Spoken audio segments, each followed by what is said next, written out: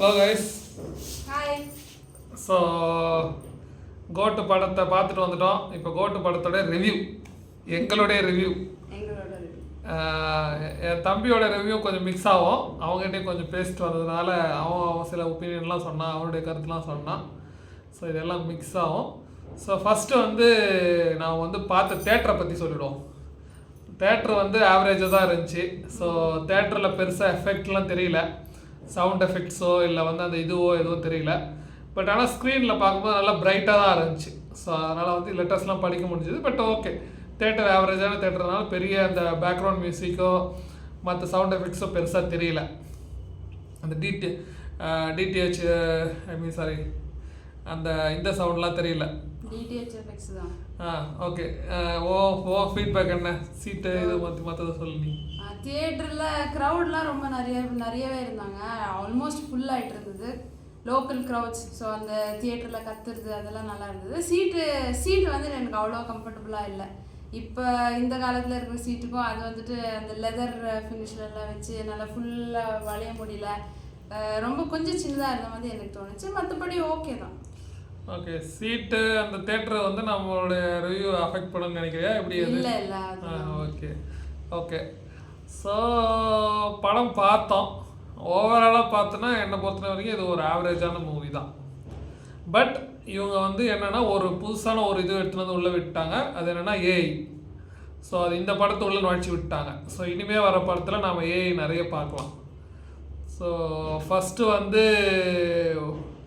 First சீன்லேயே விஜயகாந்தை காட்டுறாங்க ஏஐயில். So அதில் AI இது பண்ணுறது நல்லாவே தெரிகிற மாதிரியே பண்ணியிருக்காங்க. ஸோ விஜயகாந்த் ஃபேஸும் ஓரளவுக்கு ஒன்றா வர மாதிரி பண்ணியிருக்காங்க. Spoiler alert, sorry. ஸோ எல்லாத்தையுமே நான் சொல்லிவிடுவேன் இந்த இதுவில். ஸோ அதை நீங்கள் கொஞ்சம் அட்ஜஸ்ட் பண்ணிக்கணும். ஸோ அது ஃபஸ்ட்டு சீனு. தெரில, எனக்கு விஜயகாந்த் கட்சிக்காரங்க ஓட்டையும் பார்க்கறதுக்கு பண்ண மாதிரி இருந்துச்சு. ஏன்னா அவரை இன்ட்ரெஸ்ட்லாம் நுழைச்ச மாதிரி எனக்கு தோணுச்சு. மேபி விஜயகாந்துக்கு ஒரு ரிலேஷன்ஷிப் இருக்குல்ல, அதையும் கொஞ்சம் என்ஹான்ஸ் பண்ணுற மாதிரி காட்டியிருப்பாங்களோ என்னோ. என்ன ரிலேஷன்ஷிப்பு? அது அண்ணன் தம்பி மாதிரி அவங்களாம் இருந்தாங்க. அப்போ விஜய் இன்ட்ரடியூஸ் பண்ணது விஜயகாந்த் தான்றது அதெல்லாம் இருக்கு. பட் ஆனால் இது மெயின்லி எடுத்துகிட்டு வந்துருக்கலாம் இருக்கலாம். எனக்கு தெரிஞ்சு இது எலெக்ஷன் ஓரிட்டாக தான் நான் பார்க்குறேன். பட் எனிவே ஓட்ஸ் பார்த்து தான். பட் எனிவே அது ஒரு பக்கம். அதுக்கப்புறம் படம் போகுது. இந்த 4 பேர் ஆக்சுவலாக என்னென்னா ஒரு 4 பேர் ஒரு ஸ்குவாடில் இருக்காங்க. ஸோ அந்த ஸ்குவாடே எனக்கு வீக்காக இருக்க மாதிரி தான் தெரியுது. ஸ்குவாடாக தெரில. சரி, ஓகே, அது நம்ம எடுத்துக்கணும். அப்படி தான் அவங்க குரூப், அவங்க என்ன யாரை எடுத்து போடுறாங்களோ அவங்க தான் நம்ம அக்செப்ட் பண்ணிக்கணும். ஸோ அப்படியே படம் போயிட்டுருக்கு.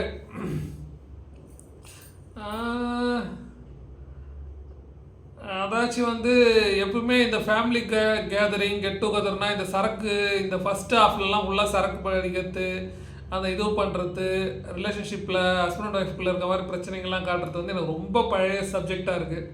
ஃபஸ்ட் ஹாஃப்லாம் ரொம்ப மொக்கையாக இருந்துச்சு. படம் உட்காந்து பார்க்கவே முடியலன்ற மாதிரி தான் சொல்லணும். ஆனால் என்னென்னா ஃபஸ்ட்லேயே பையன் விஜயை காமிச்சிட்றதுனால ஓரளவுக்கு ஓகே. அதை கொஞ்சம் ஸ்க்ரீன் ப்ரெசன்ஸுங்க அந்த இது கொஞ்சம் பார்க்குறது, விஜய்க்காக படம் பார்க்குறதுக்கு நல்லா இருந்துச்சு. விஜய்க்காக தான் நாங்கள் படம் பார்த்துக்கிட்டே இருந்தோம். அது நல்லா இருந்தது. அவருக்காக பார்க்குறோன்னா உங்களுக்கு ஒன்றும் தெரியாது. உங்களுக்கு விஜய் பிடிக்கலாம் சுத்தமாகவே பிடிக்காதுன்ற மாதிரி தான் இருக்கும். லைலா, ஸ்னேகா எல்லாரும் அந்தளவுக்கு அவங்க பெருசாக ஒன்றும் கான்ட்ரிபியூட் பண்ணல அப்படின்னு தான் நான் சொல்லுவேன். அவங்க ரோலுக்கு ஏற்ற மாதிரி கதையிலையும் எதுவும் அழுத்தமாக காட்டலை. அது யார் வேணால் பண்ணியிருக்கலான்ற மாதிரி இருக்குது. அவங்கள நடிக்கிறதுக்கான ஸ்கோப்பும் இல்லை படத்தில். ரொம்ப பேருக்கு போன மாதிரி தான் இருந்துச்சு. பட் இவங்க இந்த ஸ்குவாடில் இருக்காங்க. பின்னாடி செகண்ட் ஹாஃபில் கொஞ்சம் வந்தாங்க. பட் சின்னதாக காமெடியெலாம் வச்சுருக்காங்க. சும்மா அந்த டோர் சரியாக திறக்காத்து, இது சரியாக திறக்காத்து, அது சரியாக பண்ணாது, இது பண்ணாது, காமெடியெலாம் பண்ணுறாங்க. அதெல்லாம் சிரிக்கிற மாதிரி எனக்கு ஒன்றும் தோணலை. ரசிக்கிற மாதிரி ஒன்றும் பெருசாக இல்லை. ஃபஸ்ட் ஆஃப் அந்த குழந்தை மிஸ் ஆகிறது, அது இதெல்லாம் கொஞ்சம் எமோஷ்னல் ஆஸ்பெக்ட்ஸும் இருக்குது. பட் அது அந்தளவுக்கு இதுவாக இல்லை. உன்னோடைய ஒப்பீனியன் என்ன? ஃபர்ஸ்ட் ஆஃப் எனக்கும் கொஞ்சம் போரிங்காக தான் இருந்தது. அவ்வளோவா இன்ட்ரெஸ்டிங்காக இல்லை. கொட்டாய் விட்டுட்டே இருந்தேன் பிரேக்கில். அந்த காம்பினேஷன், அந்த 4 பேர் இருக்காங்கல்ல, அஜ்மல், விஜய், அப்புறம் பிரசாந்த், அப்புறம் பிரபுதேவா, இதுவே அந்த காம்பினேஷனே ஒரு புதுசாக தான் இருந்தது. எக்ஸ்பெக்ட் பண்ணாத ஒரு காம்போ. பட் ஓகே, நல்லா இருந்தது.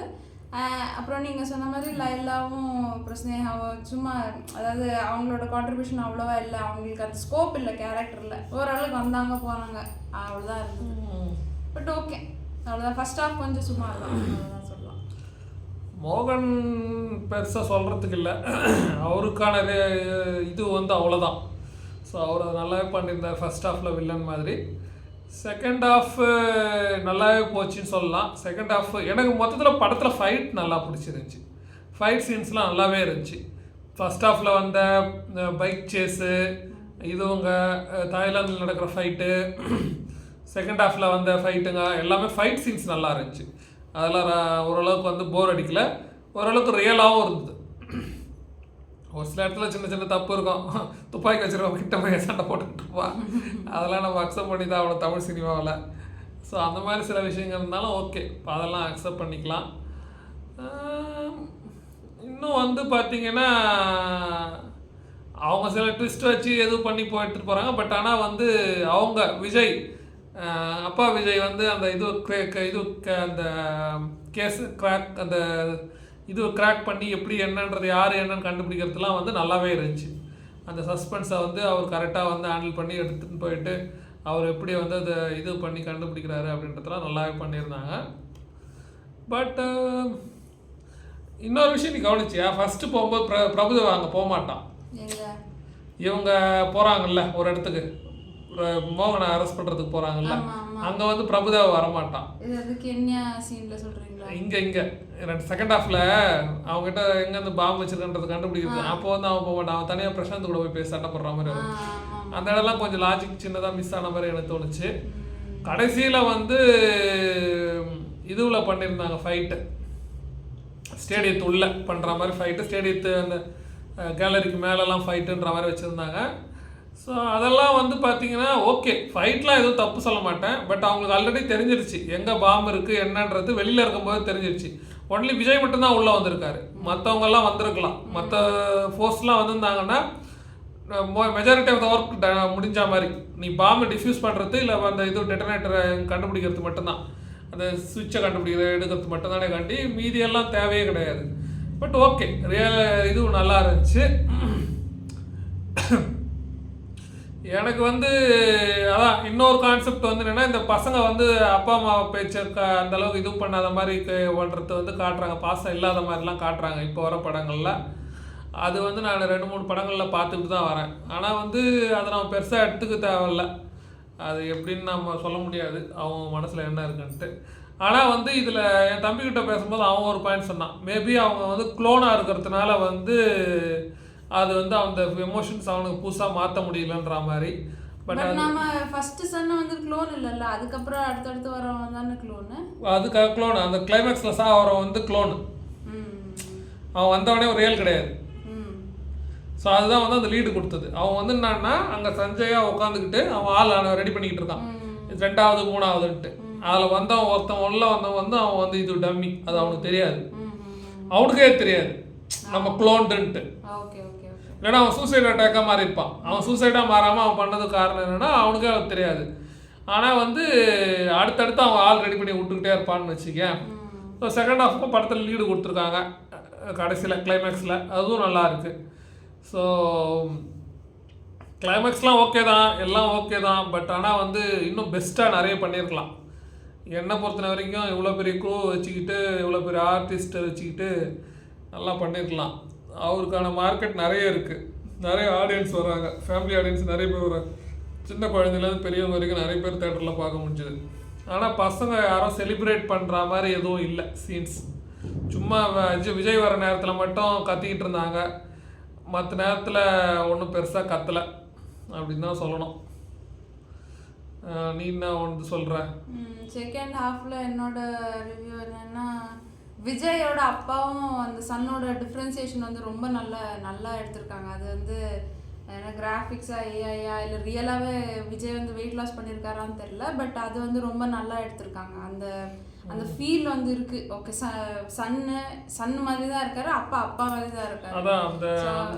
ஃபிசிக்கலி கூட அந்த டிஃப்ரென்ஸ் நல்லா தெரியுது.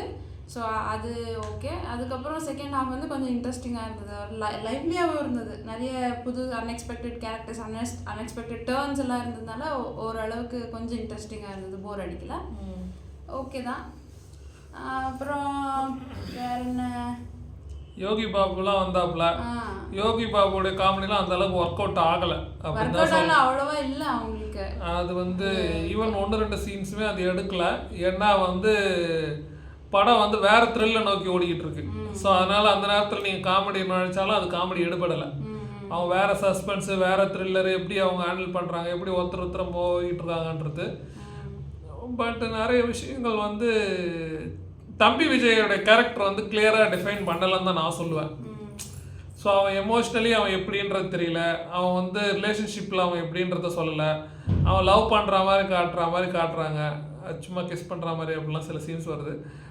அது வந்து கரெக்டாக எக்ஸ்பிளைன் பண்ணலை என்னை பொறுத்த வரைக்கும். அவன் வந்து உண்மையிலே வந்து அவன் வந்து விமனைசர் மாதிரி கேரக்டரா, இல்லை வந்து சும்மா அந்த இதுவுக்காக பண்ணதா, பின்னாடி எதுனா பர்பஸ்க்காக அவன் வந்து இதுவில் இருக்க மாதிரி, ரிலேஷன்ஷிப்பில் இருக்க மாதிரி, இல்லை கூட இதுவாக அஃபெக்ஷனேட்டாக இருக்கிறது வந்து எதுக்குன்றதுலாம் எக்ஸ்பிளைன் பண்ணவே இல்லை படத்தில். அது வந்து ஃபேக்காக தான் இருக்குது, அவனுக்கும் அந்த அது வந்து ரொம்ப ஃபேக்காக தான் இருக்குது, அது கரெக்டாக சொல்லலை. அப்புறம் அந்த பாட்டுங்கள்லாம் ஒர்ஸ்ட்டு, பாட்டு தேவையில்லாமல் வச்சுருக்காங்க என்னை பொறுத்த வரைக்கும்.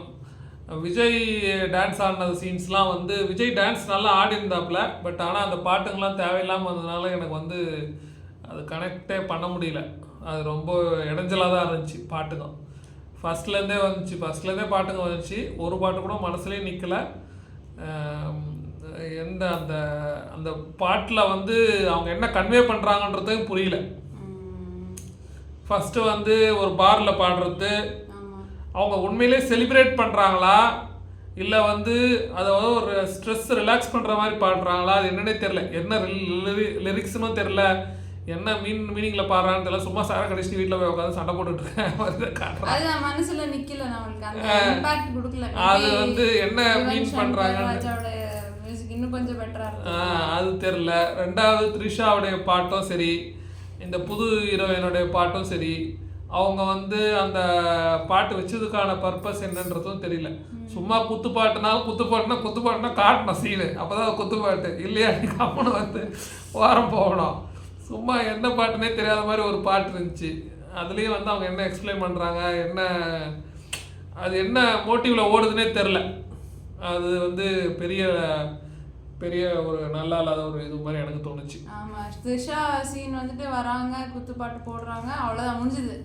அவங்களோட ஒரு க்ளோஸே வரல. அந்த த்ரிஷாவுடைய சீன் வந்து கரெக்டாக க்ளோஸும் ஆகலை. அவன் என்ன பண்ணுறான் அதான் சொல்கிறேன். அது வந்து அந்த விஜய் வந்து விமனைசர் மாதிரியா, இல்லை வந்து இவங்க எதுக்காக செலிப்ரேட் பண்ணுறாங்க, இவங்க என்ன தப்பிச்சு வந்தாங்களா, யார் அந்த கூட்டத்தில் அங்கே அவ்வளோ பேர் எப்படி இருந்து வந்தாங்க, யார் அவங்களானே தெரில.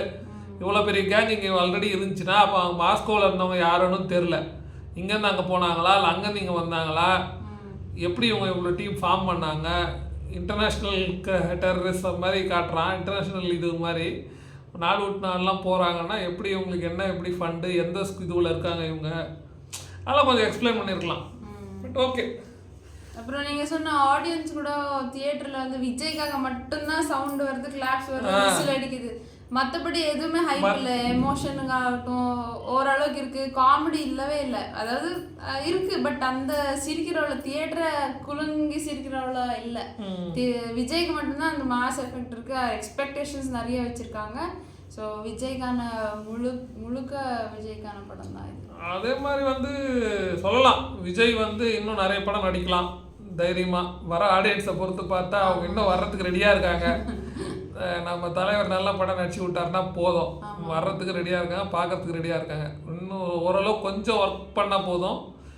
ஏஎல்லாம் இருக்குது, டெக்னாலஜிலாம் இருக்குது, இல்லாத வாய்ஸை எடுத்துகிட்டு வர முடியுது, எல்லாமே பண்ண முடியுது. எல்லாம் இருக்கிற ஃபேஸை எடுத்துகிட்டு வரோம், இல்லாத ஃபேஸை எடுத்துகிட்டு வர முடியுது. கொஞ்சம் எஃபர்ட் போட்டாங்கன்னா உண்மையிலேயே நல்லா எடுத்துகிட்டு வரலாம் படங்கள்லாம். நான் சில ரிவ்யூஸ் பார்த்தேன், யாரும் தோனி இல்லை கிரிக்கெட் மட்டும்தான் கொஞ்சம் லிங்க் பண்ணியிருக்காரு, அதனால தோனிலாம் எக்ஸ்பெக்ட் பண்ணாதீங்க. பட் அதர்வைஸ் ஓகே அந்த வெங்கட் பிரபு அவரோட டச் வந்துட்டு அந்த மூவி முழுக்க இருக்கு, அது தெரியுது. இது ஓகே வெங்கட் பிரபு மூவி தான். அவரோட பழைய யார் வைபவ் ஆகட்டும், அரவிந்த் ஆகட்டும், அவங்க எல்லாருமே இந்த படத்துலையும் யூஸ் பண்ணிருக்காங்க. ஸ்னேகாவும் கோவாலேருந்து ஐ திங்க் இவரோட கண்டினியூ பண்ணிட்டு இருக்காங்க. ஸோ அந்த டச் எல்லாமே இருக்கு. ஸோ வெங்கட் பிரபு பேக்கேஜ்னு சொல்லலாம். ஆமாம், அவருடைய டச் இருக்கு. சீன்ஸ்லையுமே அவர் வந்து அந்த வேற சில படத்துங்களில் வந்து சீனுங்களை வந்து ரெஃபரன்ஸாக வச்சு அதை நம்ம ஹீரோ பண்ணுற மாதிரி பண்ணியிருக்காங்க. அதெல்லாம் உண்மையிலே நல்ல இது எஃபர்ட் போட்டு அதை ரீக்ரியேட் பண்ணுற மாதிரி அதை எடுத்துகிட்டு வந்திருக்காங்க. அதெல்லாம் நல்ல விஷயம். பட் ஆனால் வந்து ஏன் வந்து கதை திரைக்கதைகள் இன்னும் கொஞ்சம் நல்லா வலுவாக ஏற்றிருந்தாங்கன்னா படம் ரொம்ப நல்லாவே வந்திருக்கும். அதுக்கு வந்து கொஞ்சம் தனியாக எஃபர்ட் போட்டுருக்கணும்னு தோணுது. சரி பார்க்கலாம், செகண்ட் பார்ட்டில் மிச்சத்தை பார்த்துக்குவாங்க. இந்த ரிவ்யூ பார்த்து செகண்ட் பார்ட்டில் இது பண்ணிட்டா சரிதான். கண்டிப்பாக எல்லாருமே தியேட்டரில் போய் வாட்ச் பண்ணுங்க, அப்போதான் உங்களுக்கு அந்த ஃபீல் கிடைக்கும். சரி ஓகே, இது எங்களுடைய ரிவ்யூ. சரி அவ்வளோதான், வேறு எதாவது சொல்லணுமா? இல்லை. சரி ஓகே கைஸ், பாய். பாய், வணக்கம்.